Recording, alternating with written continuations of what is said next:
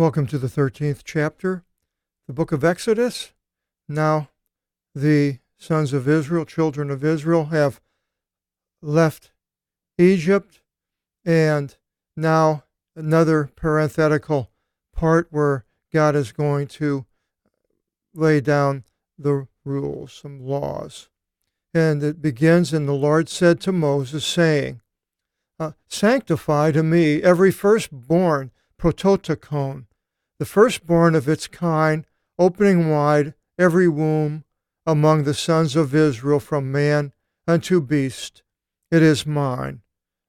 Now, if it was the only one they had, I would question, I mentioned in the last chapter that Jesus was the prototokos of Mary, firstborn of Mary, and that he had 4 brothers and mentions 2 sisters, so at least 7 children to Mary.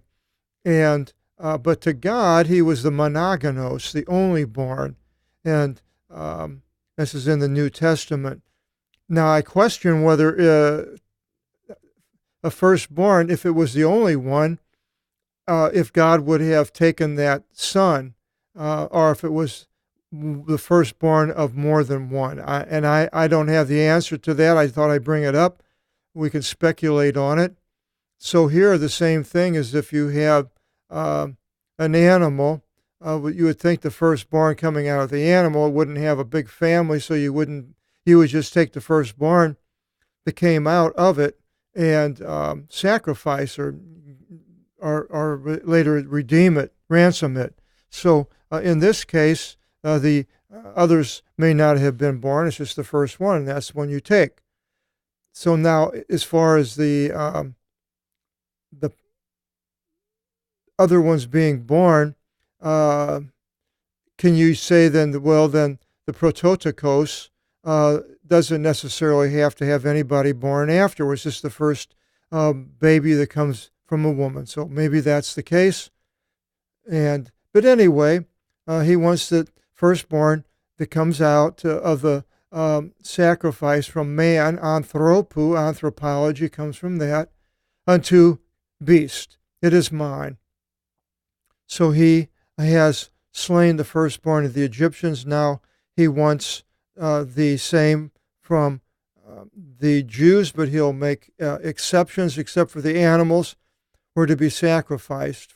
Basically, later we'll see it was for the Levites and eating these animals and so forth. And Moses said to the people, remember this day in which you came forth from out of Egypt, from out of the house of slavery. Remember it. For with a fortified hand the Lord, Kyrios, led you from here, and you shall not eat yeast. When saying here, it's probably they're still fairly close to Egypt. And they're not to eat yeast. Anything that has yeast in it, which I mentioned, is an agent that causes dough to rise, gives it a puffiness. Otherwise, it would just be flat without the yeast. And some type of a fermentation. You see that when they make beer and different things, and you see bubbles going out. And there's a bakery close to me, and they have a big white, what do you call it, a container. Probably holds, 50 gallons. And they have this dough in there with the yeast, and it bubbles, and they give it a name Seymour, and it's been called Seymour, and they just keep adding flour and things to it, and it keeps bubbling. And so the yeast causes that, but not so without it. And then he continues, for today you go forth in the new month, which he mentioned in the last chapter. This is the first month of their year. And it will be whenever Kyrios, your theos, should bring you into the land of Canaan, and the Canaanites and Hittites and Amorites, Hivites and Jebusites, Girgasites and Perizzites, which he swore by an oath to your fathers to give to you, a land flowing milk and honey. Then you shall do this service in this month, when they get into the land of Canaan. So right here it shows that Moses has confidence that God will bring it around. Excuse me. God has promised that he would bring the believers to be with him in paradise, the New Jerusalem, and with the Father, and he's preparing a place for us, and he's not going to leave us nor forsake us. And so we should be as Moses, and we should have, whenever you do bring us, Lord, whenever you bring us into heaven, Lord, this and that, or whatever it is, but knowing that this is going to happen, having the confidence that it's going to happen, which God has promised through Jesus Christ to us. Into a land flowing milk and honey, then you shall do this service in this month. And the milk and honey makes me think of paradise and having a beautiful garden type atmosphere. And I'm not sure if there'll be animals here. You would have animals that give milk and honey from insects, but bees would give the honey. Now, I don't know about heaven, but it might be. 6 days you shall eat unleavened breads without the yeast, but the seventh day is a holiday of the Lord. Well, so is the first. I mentioned that in the last chapter. Unleavened bread you shall eat 7 days. So there is it says 6 days you shall eat it, but the seventh is a holiday, and you shall eat it 7 days. So the one is a special day. There shall not be seen in you leavened bread, nor shall there be to you yeast in all your boundaries. And the yeast is mentioned, that whole situation, in 1 Corinthians 5:6, where Paul says, your boasting is not good. Know you not that a little yeast leavens the entire batch? The whole thing will rise. Clear out then the old yeast, and this relates this to sin, that you should be a new batch, as you are unleavened breads. We are to be without sin. This is the ideal. For indeed, Christ, our Passover, was sacrificed for us. So here's another place where it ties into Christ to the Passover. There's not very many, but this is another one where the other ones were the bone not being broken and the blemishless lamb. So that we should solemnize a holiday, not with old yeast, nor with yeast of evil and wickedness, our old sins, nor with wickedness, evil, but with unleavened breads of honesty and truth. So we have the unleavened breads, sin is taken away, and the unleavened breads that we have, the dough is honesty and truth. And then I wrote to you in the letter not to intermingle with fornicators, and it goes on there. Verse 8, and you shall announce to your son in that day, saying, concerning this, the Lord God did to me as I went forth from out of Egypt. So he's instructing them to tell their children, your son, and so reinforcing the children of the things of God. Today, it's pretty sad that people are walking away from God, walking away from churches, and believing in God. Towards the end times, beast will be arriving, I believe, any day. And but whenever we can, we are to tell our children, and I really for supporting schools and churches. A church shouldn't be a church unless it has a school. If it doesn't have a school, then what is it? Just a bunch of people, old people gathering together and having coffee and talking and things like that. Yeah, that's about all it is.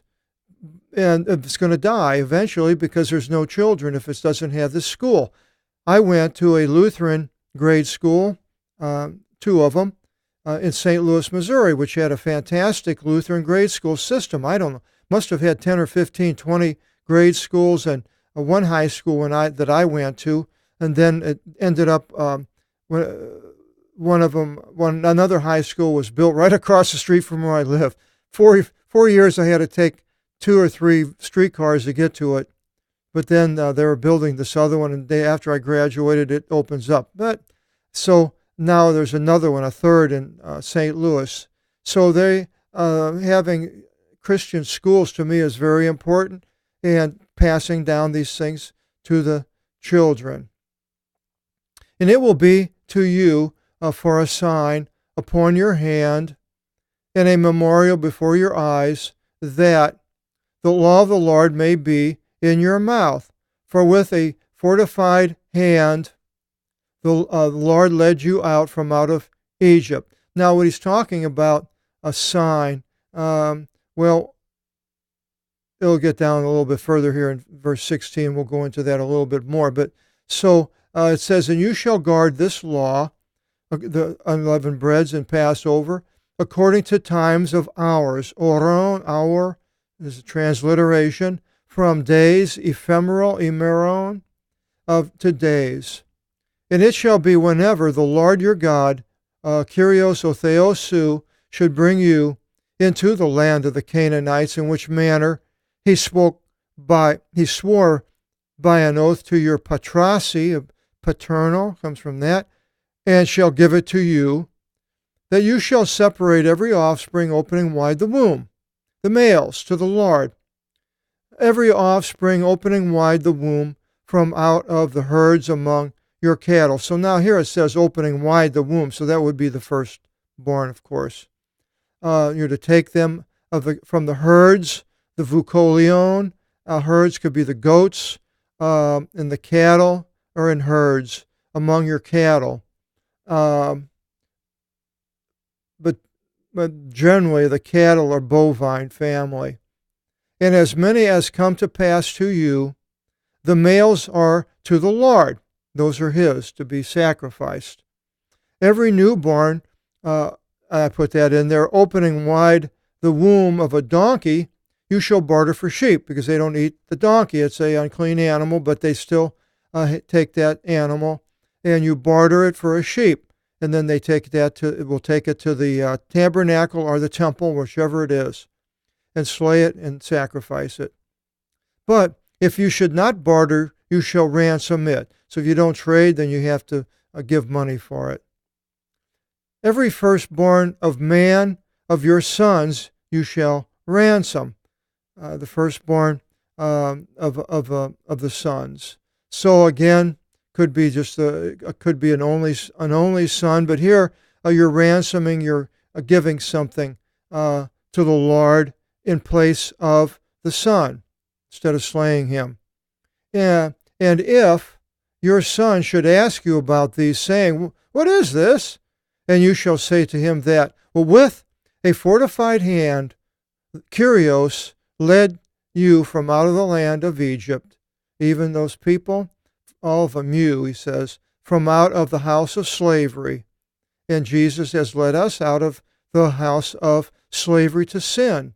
And this is what we are to tell our children.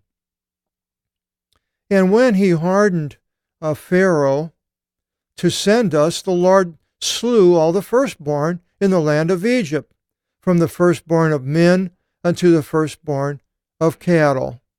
On account of this, I sacrifice to the Lord every offspring opening wide the womb, the males, to the Lord, and every firstborn of my sons I will ransom.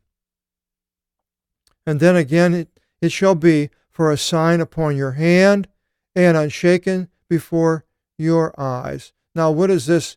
The Jews have taken this literal, and they have, no, that's not it. Got to find the,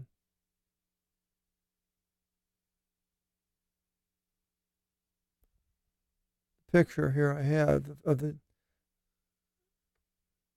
there it is here. I can't the link. So there's a young man, boy, and he's got the phylactery, this box, on his forehead, and wraps around. He says, have it in front of your eyes and on your arm, and this tefillin, the phylactery, They put this box and wrap this around their arm, and they have scriptures in these little boxes. And the Jews wear these to the synagogue and festivals in certain places. So this is a sign upon your hand and unshaken before your eyes. But in the New Testament, it also talks about here, then Jesus spoke to the multitudes and to his disciples, saying, well, upon the chair of Moses sat the scribes and the Pharisees. So they've read the law. All then, as much as they should say to you to give heed, you give heed and do. Now, I'm thinking it would be as far as the law of Moses. But according to their works, do not do. For they speak and they do not do. They say one thing and they do the opposite or something. For they bind a heavy load and one's hard to bear. They make it hard on you. And they place them upon the shoulders of men, making it difficult to be a Christian by saying you can't do a lot of things that the Bible or God never said you shouldn't do. Then putting all these laws and rituals on top of people. You got to do this, you have to do it this way, and so forth, and making it so it's miserable for people that are boring, and they don't, which is almost worse. And then people don't want to communicate with God because of these people making it difficult. And he continues, he says, but with their finger, they do not want to move them. They're not going to change anything and make it miserable for you. In all their works, they do to be a spectacle to men, when people see them. And they widen their phylacteries, and those were those little boxes on the wrist. And so they can make them bigger. I don't know how big they made them, but apparently they made them pretty big so people would see a person who was walking around with this phylactery. And they magnify the decorative hems of their cloaks and are found of first place in the suppers, in the first place seats in the synagogues, like pastors of churches, and love to stand in front of people and have people look at them. And the musicians are all in front now. And when I was in the Lutherans, they had the organ and was in the back. You didn't even see the organist. But now it's all drums and guitar, the favorite instrument, and people singing up front, making a show. And greetings in the markets, and to be called by men, Rabbi, Rabbi. But you should not be called Rabbi, for one is your mentor, the Christ. So the idea here is that Christ is coming against it if you're taking the glory upon yourself, or you're doing something to be seen by man. And I remembered back when I went to the mega church in Southern California, it was very popular then to put a bumper sticker on your car.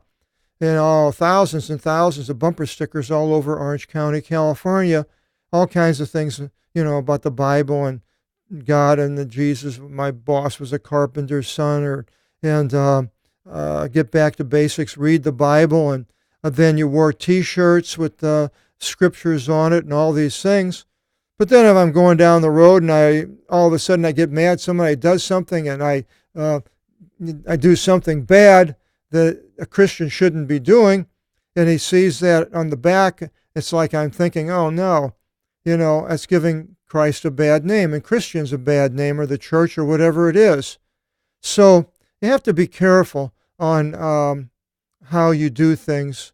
If it's, if you're doing it to be seen, just be seen by people, or to make some type of a statement like that, you have to think about it twice. If this is the best thing to do? Am I really telling people about Christ this way, or is it more of an affront to people? And then it continues in 17. And as Pharaoh sent out the people, God did not guide them in the way of the Philistine, for it was near. And so they didn't go straight across to Israel through the Sinai, which would have been the way to the Philistine. The next chapter will go more into that and have a map. There's only this place here. And so he didn't lead them straight across, for it was near, because he said, lest at any time the people should regret seeing war and they should return into Egypt. So here God sees the weakness of these people, that if they had to fight right away, then they'd want to go back to Egypt and flee away from them. So he's taking them away from that war, which it would have happened, and bringing them in eventually through many years. And so the beginning of what God sees here as a war with the people, and also to me it was a war with God. And I kind of putting together I don't know if it's going to turn into a book or study or whatever. I'm not sure. I'm going to call it either theomachy or kyriomachy. It's a war of God or war against the Lord. As we go through here, we'll all the way through the history of the Jews and how they warred against Kyrios. So it'll probably be kyriomachy. And here, right away, you see the beginning, that the possibility of these people, God seeing the possibility that these people would return to Egypt and do the opposite of what God said. But he says God circled the people in the way into the wilderness. So now they're gone into the wilderness area and to the Red Sea, which was south, east of the area that they left. Now, we'll be going more into all these places that they went. Now, you can sit here, or a person can sit and go through all these places and try to figure out where they're at today, something that was like 3,500 years ago, and try to find out where they crossed and where this city was and where that city was. And there's all sorts of places on the internet that have those types of studies on archaeology and so forth. To me, it's more important is God in his relationship to these people. Not so much where he had the relationship, where the place was, really is immaterial, but what's material is what he did and what people did.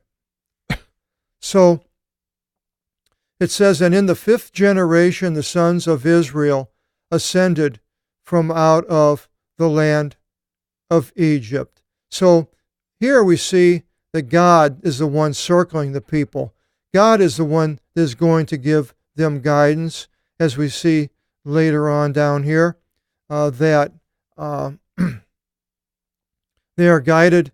We'll get into that in the last couple of verses, but here it's just pointing out that God is the one circling them. He's not taking them in a direct route. They may have wanted to, but somehow they ended up going this way. And Moses took the bones of Joseph with him. Joseph was the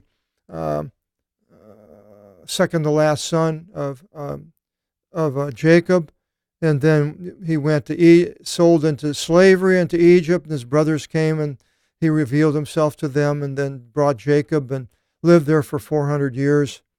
But then when he was dying, it says, for with an oath Joseph bound the sons of Israel, saying, episcopi, an Episcopalian, an overseer, with an overseeing or a visit, the Lord will visit you, and you shall join in carrying off my osta, bones from here, osteoporosis, hardening of the bones, and osta, the bones, carrying off my bones from here with you.